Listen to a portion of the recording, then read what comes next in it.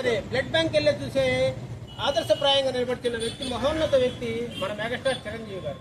ఆయన ఆదర్శంగా తీసుకునే అభిమానులు ఈరోజు ఎన్నో సేవా కార్యక్రమాలు చేస్తూ ఉన్నాం. ఈరోజు ఏ ఆపద వచ్చినా, ఏ కష్టం వచ్చినా, అర్ధరాత్రి అవసరం వచ్చినా సరే ముఖ్యంగా గుర్తొచ్చేది అది మెగా అభిమాని. ఎందుకయ్యా అంటే మెగా అభిమాని ఎన్నో సేవా కార్యక్రమాలు చేస్తూ ఆపదలో ఉన్న వారికి రక్త సహాయం ఎంత దూరమైనా వెళ్ళి, ఎంత కష్టమైన బ్లడ్ అవసరమైనా సరే ముందు మెగా అభిమాని ఉండి వారికి అవసరాలు తీర్చే ఒక మార్గదర్శిగా నిలిపించాడు మన చిరంజీవి గారు. అటువంటి ఆయనకి అభిమానులుగా ఉండటం కూడా మనం ఎంతో గర్వించాలి, హర్షించాల్సిన విషయం.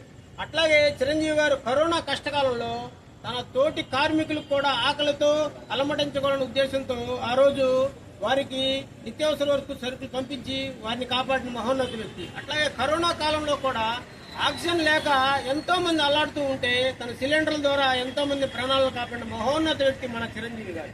వారి అభిమానులు అవ్వడం కూడా మరొకసారి తెలియజేసుకుని మనందరం గర్వించాలి, హర్షించదగ్గ.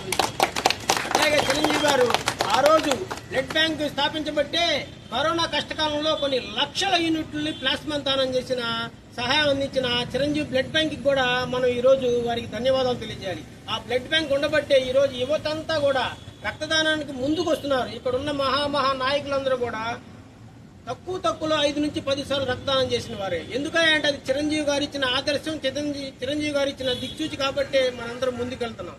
ఈ కార్యక్రమానికి అలానే ముఖ్యంగా ముఖ్య అతిథిగా విచ్చేసిన మన చిరంజీవి ఫాన్స్ మాజీ అధ్యక్షులు, అలాగే సీనియర్ చిరంజీవి అభిమాని అయినటువంటి శ్రీ బేరింగ్ మౌలాలి గారిని మాట్లాడాల్సిందిగా కోరుతున్నాను.